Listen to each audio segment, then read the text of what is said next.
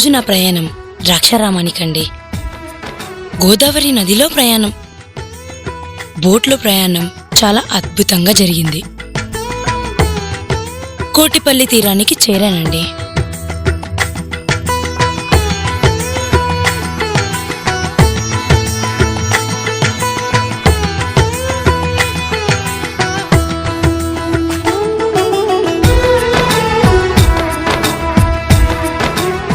కోటిపల్లి నుండి ద్రాక్షారామంకి బయలుదేరాను. ద్రాక్షారామం పేరు చెప్పగానే మనకు గుర్తొచ్చేది పంచారామాల్లో ఒకటైన భీమేశ్వర స్వామి దేవాలయం.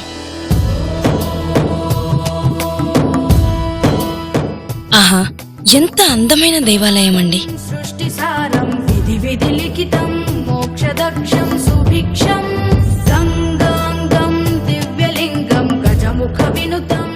మనసుకి ఎంతో ప్రశాంతత చేకూరింది. ఇక్కడే మాణిక్యాంబ అమ్మవారు కొలువు తీరి ఉన్నారు. ఇంకొక విశిష్టత ఏమిటంటే అష్టాదశ శక్తి పీఠాల్లో 12వ శక్తిపీఠం ఇది. జగద్గురు ఆదిశంకరాచార్యులు ఈ అమ్మవారిని సేవించేవారు.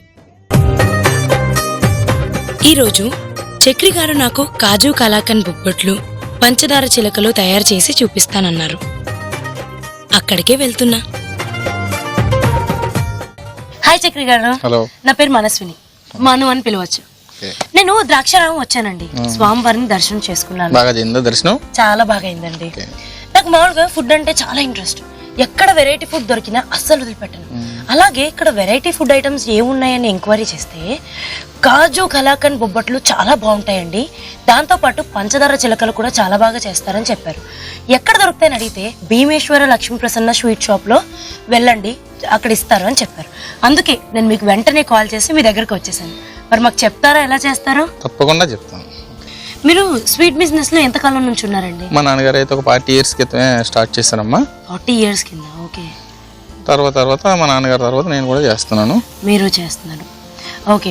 ఇది కాజు కలాకండ్ బొబ్బట్లు ఎప్పటి నుంచి చేస్తున్నారండి? అంటే రొటీన్గా మా నాన్నగారి కాలం నుంచి కూడా రొటీన్ బొబ్బట్టు, పూర్ణం బొబ్బట్టు ఉండేదమ్మా.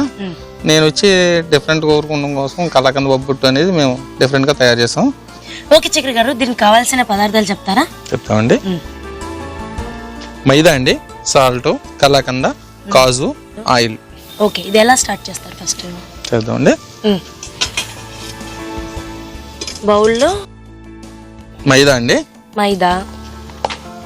మైదా వేసుకున్నాం కదా. ఓకే. మైదాలో కొద్దిగా ఒక టీ స్పూన్ ఆయిల్ వేసుకోవాలండి. ఓకే, 1 teaspoon ఆయిల్ జస్ట్ సరిపోతుంది. నెక్స్ట్ లైట్ గా టేస్ట్ కి లైట్ గా సాల్ట్ పడుతుందండి. మైదా చప్పగా ఉంటుంది కనుక టేస్ట్ కోసం సాల్ట్ అండి కొంచెం, జస్ట్ చిటికెడు.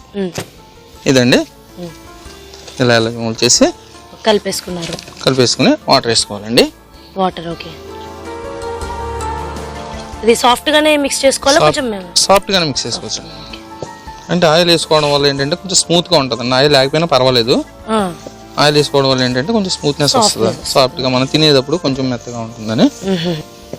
కలిపేసుకునండి. ఇలా అద్దేసి కింద ఏంటంటే ఆయిల్ పోసి నానబెట్టాలండి పిండి. ఆయిల్లో నానబెట్టాలండి పిండి. ఓకే. అంత ఆయిల్ వేస్తారా? ఆయిల్లో నానాలండి ఇది.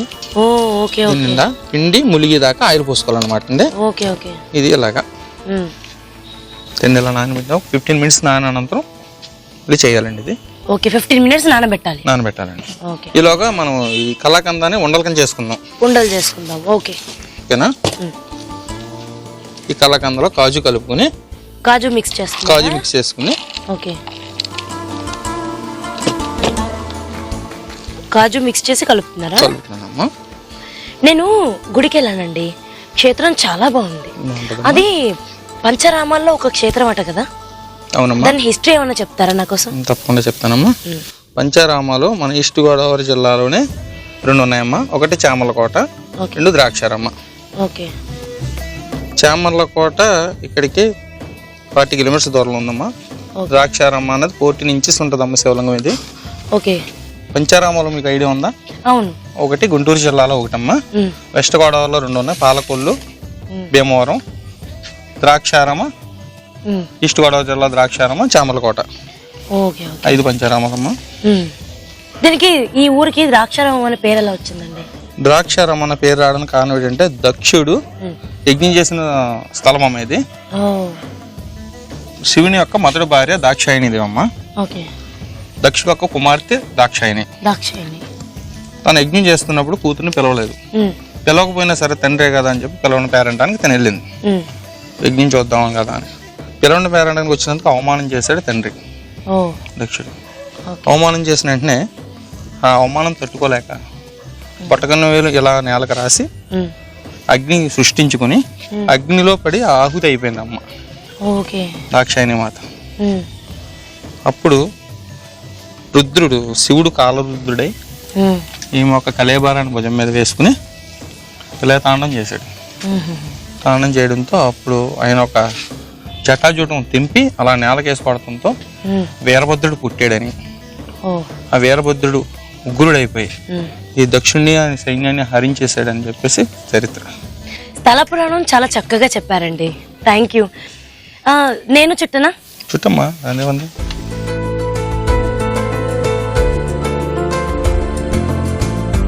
అవునండి, ఇది కలాకండ్ని మీరు బాగా మరగబెట్టి కోవాలాగా చేసుకున్నారు కదా. అయితే మేము కూడా షాప్ లో నార్మల్ కలాకండ్ కొనేసుకొని ఇలా చేసుకోవచ్చు కదా? చేసుకోవచ్చమ్మా. పావుగంట అయిపోయింది కదమ్మా, నానబెట్టింది పిండి స్టార్ట్ చేద్దాం. ఓకే.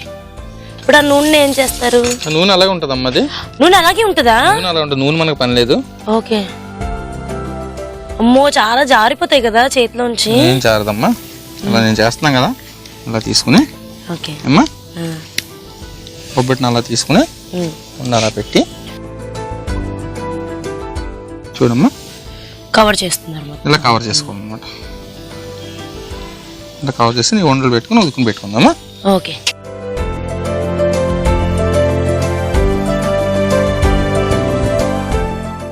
నేను గుడికి వెళ్ళినప్పుడు మాణిక్యాంబ అమ్మవారిని కూడా నేను దర్శనం చేసుకున్నాను.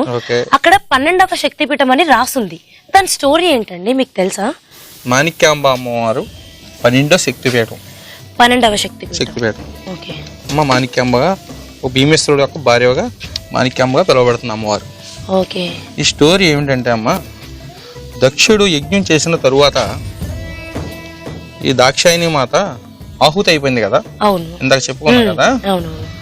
ఆహుతి అయిపోయిన తర్వాత శివుడు దుఃఖంతో ఆమె ఒక శరీరాన్ని భుజం మీద వేసుకుని ముల్లోకాల్లో సంచరిస్తున్నాడు. ఓకే. ఇంకా ఈయనకి దుఃఖం తప్ప ఏమీ లేదని చెప్పేసి మొత్తం దేవతాదిగణులు అందరూ కూడా అనుకుని ఒక చోట మాట్లాడుకుని ఏం చేశారంటే విష్ణుమూర్తి సుదర్శన చక్రంతో ఆ ఒక దాక్షాయణి మాత శరీరాన్ని 18 ముక్కల కింద ఖండించాడు. ఆ 18 ముక్కలు కూడా 18 ఖండాల కింద శ్రీలంక నుంచి కాశ్మీర్ వరకు కూడా 18 శక్తిపీఠాలుగా వెలిసిపోయినాయి. అందులోదే నాభిస్థానం మా ద్రాక్షారామంలో పడిందమ్మా. నాభిని సంస్కృతంలో మణి అంటారు కనుక ఆమెను మాణిక్యమ్మగా పిలువబడుతుంది. ఇప్పుడు బొబ్బట్లు చేద్దామమ్మా. బొబ్బట్లు చేసేదానికి ఒక మైకా కవర్ తీసుకోవాలమ్మా.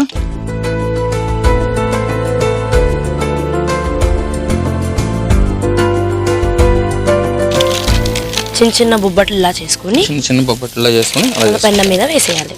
వేసుకోనమ్మా. ఇప్పుడు నెయ్యి యూజ్ చేయాలి.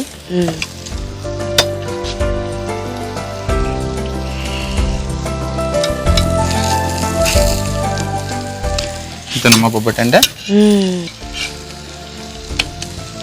యమ్మీ యమ్మీ కాజు కలాకండ్ బొబ్బట్లు రెడీ అయ్యాయి అన్నమాట.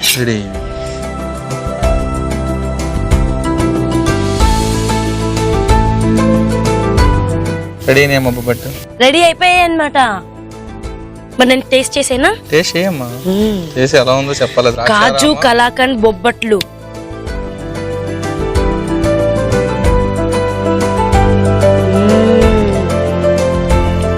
వావ్, ఇంత సాఫ్ట్ గా అలా కరిగిపోతున్నాయి. స్వీట్ కూడా ఎక్కువగా లేదు. కుదిరితే మీరు ట్రై చేయొచ్చు. యమ్మీ యమ్మీ బొబ్బట్లు చాలా ఎంజాయ్ చేస్తారు. బొబ్బట్లు అద్దరు కొట్టేశారండి. మరి పంచదార చిలకలు ఎలా చేస్తారో చూపిస్తారా? చూస్తానమ్మా, తప్పకుండా.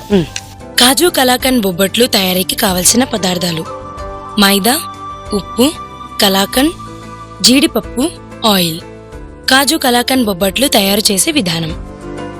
ముందుగా ఒక గిన్నెలో మైదా వేసుకుని అందులో 1 స్పూన్ ఆయిల్, సరిపడా ఉప్పు, నీళ్లు పోసి కొంచెం మెత్తగా కలుపుకోవాలి. తర్వాత ఆ మిశ్రమాన్ని ఒక గిన్నెలో ఆయిల్ పోసి 15 నిమిషాలు నానబెట్టాలి. ఆ తర్వాత కలాకండ్లో జీడిపప్పు వేసి కలుపుకొని ఉండలుగా చేసుకోవాలి. నానబెట్టిన మైదాని కొంచెం తీసుకుని దాన్ని పల్చగా చేసి అందులో కాజు కలాకండ్ని పెట్టి ఉండలుగా చేసుకుని తర్వాత ఒక మైకా కవర్ తీసుకుని బొబ్బట్లలా చేసి పాన్ మీద వేసి నెయ్యి వేసి కాల్చుకుని ప్లేట్లోకి తీసుకుంటే కాజు కలాకండ్ బొబ్బట్లు రెడీ. కాజు కలాకండ్ బొబ్బట్లు అత్తర కొట్టేశారండి. మరి ఇప్పుడు ఏంటి, పంచదార చిలకలు చేస్తున్నారా? అవునమ్మా. అదేంటి ఇంత సెటప్ ఉంది? ఇంతేనమ్మా చిలకలు తయారవడం అంటే. తింటాం ఈజీ, చేయడమే చాలా కష్టం అమ్మా. అదేంటది? ఇది డ్రైస్ అమ్మా. ఇలా ఉంటాయి డైస్. పంచదార పాకం పెట్టి ఇలా ఉంటాయి అన్నమాట డ్రైస్. ఇలా ఉంటాయి ప్రతిదీ కూడా. ఓహో, ఇందులో షేప్ ఉంటుంది. ఈ డ్రై ఎలా ఉంటుందమ్మా, పంచదార పాకం పట్టిన తర్వాత ఈ డ్రై లో వేస్తాం. వేస్తున్న తర్వాత సెట్ అయ్యి చిలకల రూపంలో బయటకు వస్తాయి. ఓకే, పంచదార చిలకలు అంటే ఒక చిలకల రూపంలోనే కాదమ్మా, ఇంకా వేరే చాలా రకాలు ఉన్నాయి ఇందులో. ఒక పన్నూరి బుడ్డి, తాజ్ మహల్, హంస, రాధాకృష్ణ. చేసేద్దాం అయితే, చేసేద్దాం. దీనికి కావాల్సిన ఐటమ్స్ ఏంటి అసలు? పంచదారమ్మా, పంచదార, పాలు, నిమ్మరసం, వాటర్. Okay okay. మరి ఫస్ట్ ఏం చేస్తారు? ఫస్ట్ పోయి అంటిస్తానమ్మా. Okay, next water పోస్తానమ్మా.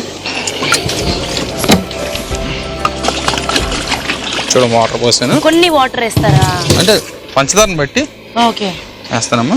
పంచదార వేస్తాను. మొత్తం పంచదార వేస్తున్నారా? పడుతుందమ్మా అంతానే. ఓకే,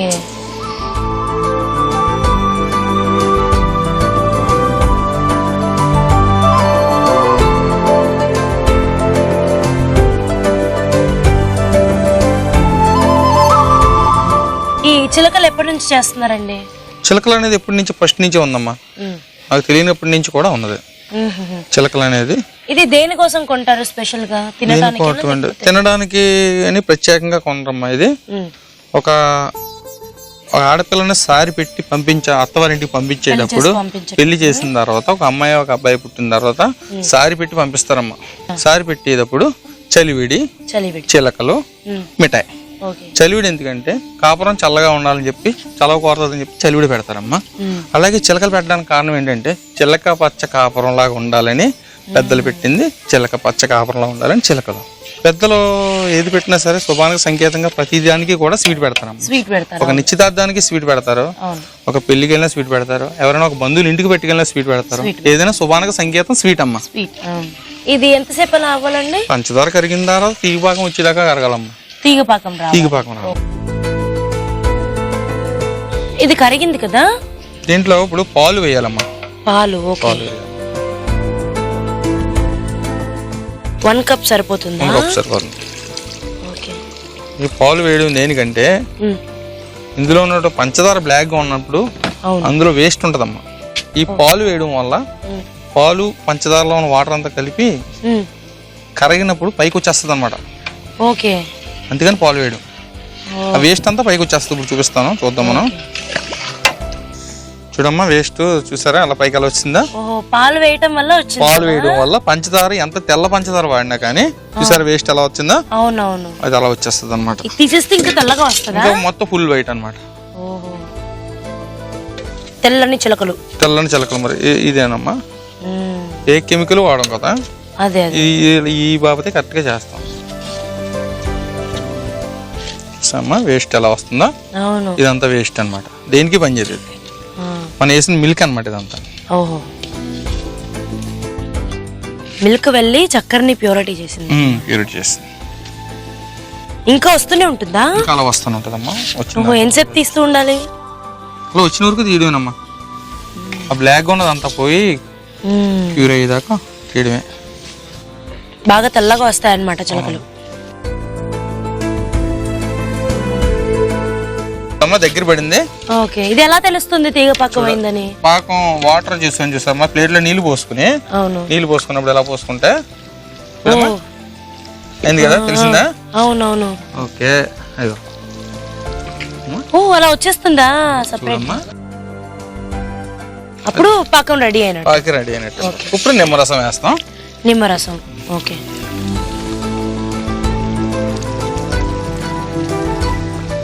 సరిపోతుందమ్మా? కొంచెం సరిపోతుందా? చాలా కొంచెం, జస్ట్ వైట్నెస్ రావడానికి. ఓకే, నిమ్మరసం వేస్తే వైట్ గా వస్తుందా? అమ్మా ఇది ఇలా కలుపుతూ ఉండాలి. స్టవ్ ఆఫ్ చేసేసారు. స్టవ్ ఆఫ్ చేస్తానమ్మా. ఇది కొంచెం ఇలా కలుపుతూ ఉండాలి. అమ్మా ఇది దగ్గర పడుతుంది. దగ్గర పడిన తర్వాత దీన్ని ఆ డ్రైలో పోయడానికి ఇంకొక మనిషి అవసరం అమ్మా. ఓకే ఓకే, ఇంకొకరు కావాలి. మా అన్నయ్య ఉన్నాడు, మా అన్నయ్యని పిలుస్తాను. అన్నయ్య రా. మా అన్నయ్య ప్రకాశ్ అని అతనిది స్వీట్ షాపే. నాకు సాయం చేస్తూ ఉంటాడు. ఆయనకి నేను సాయం చేస్తాను. నేను అందరూ కలిపి చేసుకుంటాను అనమాట. ఇది అలా కలుపుతూనే ఉండాలన్నమాట. కలపకపోతే గట్టిగా అయిపోద్దేమో కదా? లేదు, కలుపుటం వల్ల కొంచెం టైట్ అవుతుంది అమ్మా. చూసావా కలపడం వల్ల అయిందా? ఎలా అవుతుంది అనమాట. ఓకే ఓకే, అంతే. అవును, జెల్ లాగా వచ్చింది. కొద్దిగా వాటర్ చల్లనా? దాని మీద వాటర్ చల్లుకోవాలా? వాటర్ చల్లడం ఎందుకని? మరి దాంట్లో వాటర్ పట్టే కదమ్మా బయటకు వచ్చింది. ఓహోహో, ఫస్ట్ వాటర్ వేసుకుంటేనే బయటకు వస్తుంది. అంతే మరి. వేడి వేడి అతుక్కుపోతుంది అనమాట. జస్ట్ ఇది అయ్యిందా? ఇంకా టైం పడుతుందా? అయిపోయిందమ్మా. 2 minutes. దగ్గర పడుతుంది కదమ్మా. చాలా వరకు దగ్గర పడింది కదా? అవును, ఇంకా దగ్గర పడాలా? ఇంకా కొంచెం దగ్గర పడిన తర్వాత ఓకే.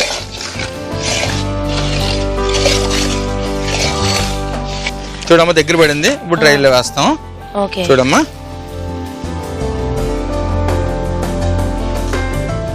అలా వేసేస్తారు? అలా వేసేస్తానమ్మా.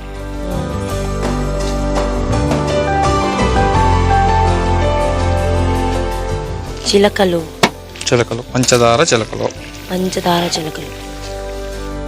సాంప్రదాయానికి పెట్టింది పేరు. చిలక పచ్చ కాపరానికి పెట్టింది పేరు. పెట్టింది పేరు.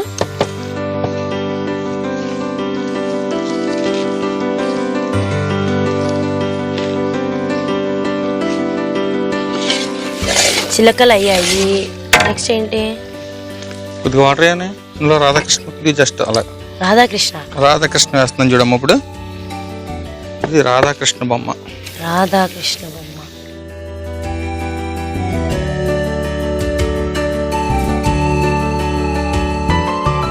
అమ్మా రాధాకృష్ణ బొమ్మ అయింది. తాజ్ మహల్ వేద్దాం. తాజ్ మహల్ దాకా అక్కడ ఎక్కడో ఆగ్రా వెళ్ళటం ఎందుకమ్మా? ఇక్కడ చేసుకుంటే అయిపోద్ది. ఇది ఫాస్ట్ గా వేసేయాలి కదా? వేసేయాలమ్మా. తాజ్ మహల్ రెడీ. తాజ్ మహల్ రెడీ అయింది. నెక్స్ట్ హంస వేద్దాం అమ్మా. హంస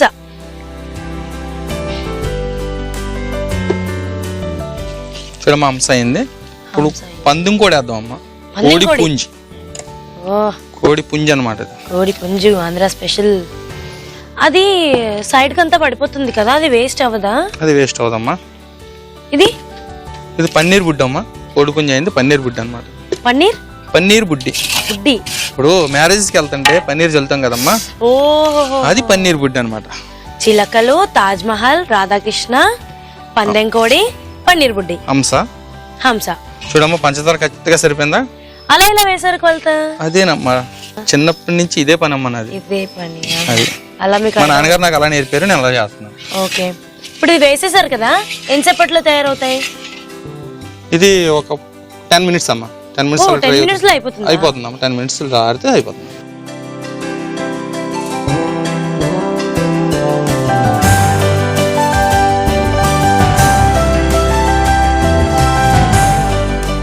చూడమ్మా, మనం తయారు చేసిన అచ్చులన్నీ కూడా తయారైపోయినాయి.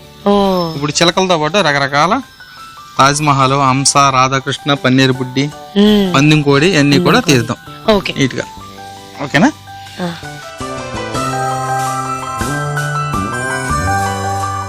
వావ్,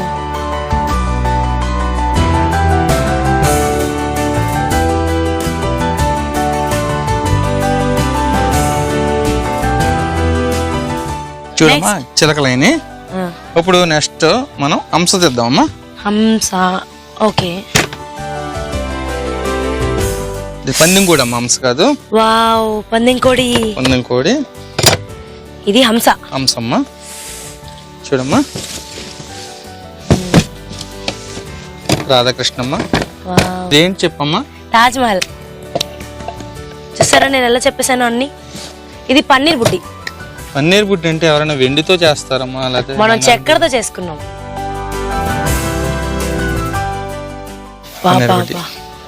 ఎంత బాగా చూడమ్మా. ఇది ఒకటి పేరుద్దాం.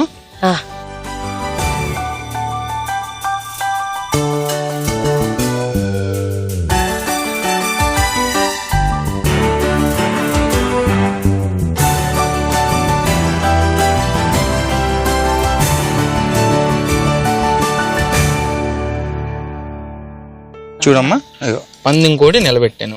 పందానికి రెడీ.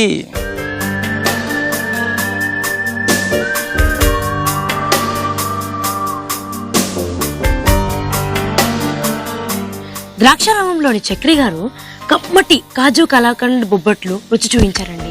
దాంతో పాటు సాంప్రదాయకరమైన పంచదార చిలకలతో పాటు పంచదార శిల్పాలు కూడా చూపించారండి. చూడండి ఎంత చక్కగా ఉన్నాయో, తిందామన్నా మనసు పుట్టట్లేదు.